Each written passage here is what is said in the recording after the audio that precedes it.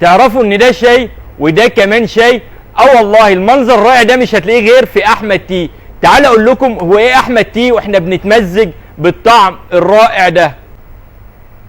احمد تي براند بدأ من 35 سنة في انجلترا لتاجر شاب واخوه من عشاق الشاي، فحبوا يعملوا نوع استثنائي، ومن وقتها انتشر المذاق الاكثر روعة للشاي في العالم. قال ان الشاي للصبح بس.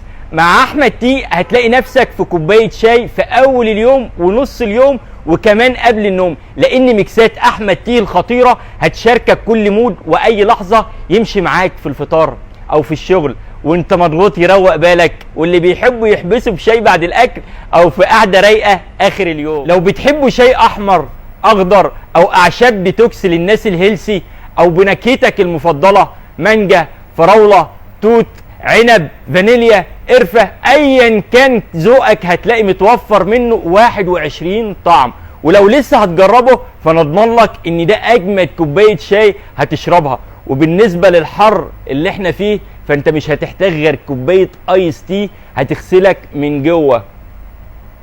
مش بقول لكم احمد تي مش مجرد شاي، ده الكوبايه اللي هتغير مودك وتفصلك عن العالم.